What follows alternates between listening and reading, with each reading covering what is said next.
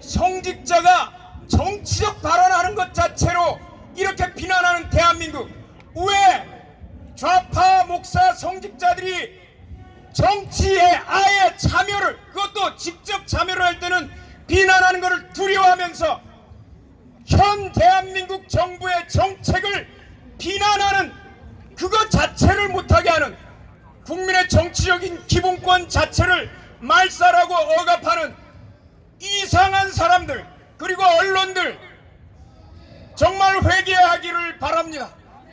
대한민국 국민으로서 목사든 신부든 스님이든 국가의 정책에는 얼마든지 발언할 수 있는 겁니다. 그러면 어떤 발언을 했기에 이렇게 대통령이 과연 하야를 해야 될 만큼 이런 정치기 실패를 했는지 우리가 알아볼 필요가 있습니다.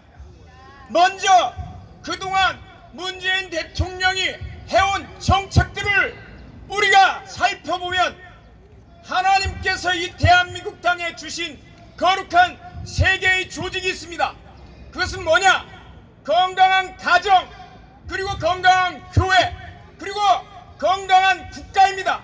그러나 이제까지 취해온 정책들은 우선 대한민국이라는 건강한 국가를 무너뜨리는 정책들을 계속해서 해왔습니다. 그게 바로 국가의 안전을 해야 하는 여러 가지 정책들인데, 우선 남북 군사 기본 합의서를 우리가 살펴볼 필요가 있습니다.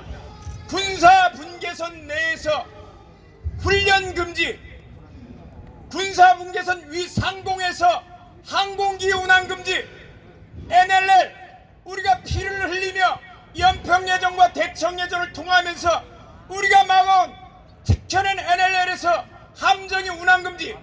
어떤 일이 벌어졌습니까? 이등병 하나가 불의의 사고를 당해서 헬기를 띄워서 국군 병원에 후송돼야 하는데, 헬기를 띄우는데 남북 군사 기본 합의서에 따라서 북한의 허락을 받아야 된다. 이게 대한민국입니까? 영토주권, 영해주권, 영공주권을 포기하는 이런 정책, 바로 국가를 부정하는 정책입니다. 그 전에는, 작년에는 어떤 일들이 벌어졌습니까? 헌법 개정을 통해서 대한민국을 해체하려고 시도했습니다. 국군의 안전보장 의무에서 안전보장을 삭제하는 개헌안을 냈어요. 국군이 국가의 안전보장을 지키지 못하면 누가 국가의 안전보장을 지킵니까? 제향군인회가 지켜야 됩니까? 아니면 여기 계신 여러 민간인들이 지켜야 됩니까? 방산업체 종사자들한테 파업권을 인정해버리면 전시에 누가 총탄을 만들어내며, 누가 포탄을 만들어내며 그 좋은 미사일들을 누가 만들어냅니까? 방산업체 종사자들인데 이렇게 대한민국의 안보를 무너뜨리면 어떻게 되나요? 경찰분들 여기 나와 계신데 현역 군인과 현역 경찰들의 파업권을 인정해버리면 여기에 질서 유지는 누가 합니까?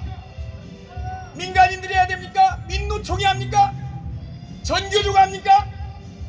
경찰 여러분들이 하고 그리고 군인들이 하는 것인데 이거를 인정해버리고, 과연 대한민국의 안보는 누가 지켜야 됩니까? NLL에서 함정의 운항금지를 시키니까 북한 어선이 그것도 삼척 항까지 내려와서 상륙을 하고 민간인들에게 돌아다니면서 핸드폰을 빌려달라고 하는데, 어민들이 신고하기 전까지 해군이나 국군이나 해경이나 경찰이나 아무도 눈치를 채지 못했더니 이런 사태가 벌어지고 있는 것입니다. 안보의 해체, 바로 국가의 해체를 목적으로 헌법 개정을 추진해왔고 남북 기본 합의서까지 계속해서 추진해 나가면 결국 대한민국은 해체될 것입니다. 그렇기 때문에 대한민국을 지키기 위해서 그 정책을 포기하고 하야하라고 요청할 수밖에 없는 것입니다. 두 번째, 건강한 사회입니다. 건강한 사회를 무너뜨리기 위해서 얼마나 많은 노력을 하고 있는지 모릅니다. 왜? 건강한 사회를 해체하기 위해서 대한민국의 국민과 사람, 외국인을 구별하지 않는 정책, 국가인권정책기본계 NAP를 발표하고 외국인의 권리와 국민들의 권리를 동일하게 인정하고 있어요. 어떻게? 내가 세금을 내고 있는데 세금을 내지 않는 외국인들에게 노동권을 포함한 사회적 기본권까지 다 인정을 할 수가 있습니까? 여러분들은 세금을 내는 여러분들이 세금 한 푼도 안 내는 외국인들에게 나와 동일한 권리를 보장하는 것을 여러분들은 인정할 수 있겠습니까? 내가 월급을 벌어서 내 자녀와 내 아내를 먹이는데 옆집 애들과 옆집 아줌마 아저씨가 동일하게 똑같은 권리가 있다고 주장하면 여러분들은 허용할 것입니까? 우파와 좌파등 가리지 않고 거기에 대해서는 허용할 사람 한 사람도 없을 줄 압니다. 그런데 이 나라는 어떻게 외국인의 권리, 국민의 권리를 사람의 권리로 바꾸는 개헌안 추진하다가 실패하니까 법무부 인권정책 기본계획을 통해서 계속해서 추진하고 있습니다. 그리고 건강한 사회라는 것은 건강한 가정을 기초로 형성이 되는 것인데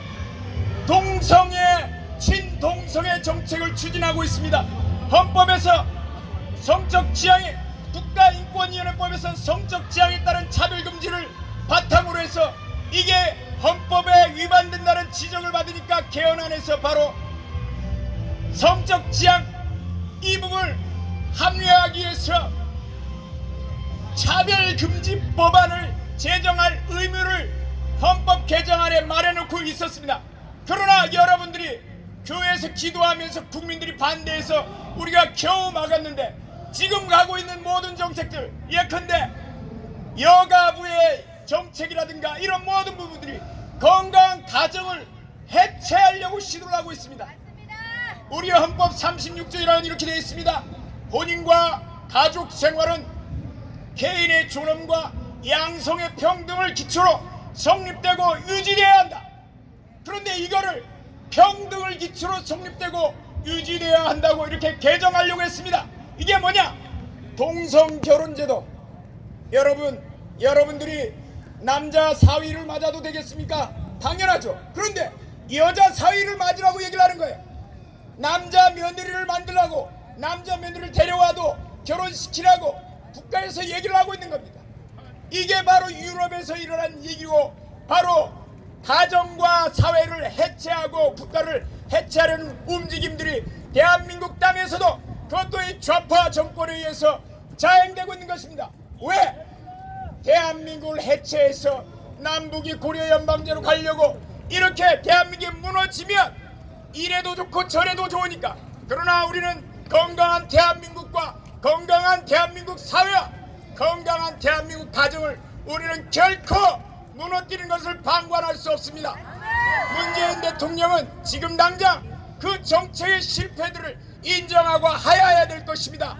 마지막으로 경제 정책의 실패를 우리가 지적하지 않을 수 없습니다. 여러분 생각해 보십시오. 이 나라 소득주도 경제정책, 소득주도 성장론, 폐쇄 경제체제라면 북한과 같은 폐쇄 경제체제라면 가능해요. 그러나 우리는 수출주도형으로 개방되어 있는 나라입니다. 개방되어 있는 나라에서 우리가 수출을 못한다고 하는 상태에서 소득을 많이 나눠준다고 그게 성장을 합니까? 터무니없는 경제학적인 이런 이론을 가지고 와서 대한민국을 처참하게 무너뜨리고 있습니다. 중소상공업자들, 자영업자들 대부분이 몰락하고 있습니다. 이 책임을 누가 져야 되나요? 대통령이 져야죠. 그리고 최근 여러분 보십시오. 중국과 밀착을 하면서 대한민국은 한미동맹을 통해서 동맹국입니다. 동맹국이란 공통의 적국을 두고 동맹을 체결하는 것인데 공통의 적국인 북한과 중국을 우리가 적국으로 두고 있는데 어떻게 중국에 와서 붙습니까? 중국에 붙어서 화웨이 문제, 해리스 대사와 중국, 미국 국무부가 화웨이를 쓰지 말라고 권고하고 있는데도 기어이 그걸 쓰게 하고 LG U+에서 이걸 쓰겠다고 했는데 여러분 이렇게 됐을 때 그 다음에 벌어지는 일들에 대해서는 누가 책임을 집니까? 고통은 국민들이 당하고 책임은 대통령 안 지면 됩니까? 당연히 경제 실정에 대한 책임도 대통령이 져야 될 줄로 믿습니다. 따라서 국가 안보의 실패, 경제 정책의 실패, 건강한 가정과 사회를 병들게 하고 해체하는 이 모든 정책을 시행해온 문재인 대통령은 당장 하야해 주시고 회개하기 바랍니다. 마치겠습니다.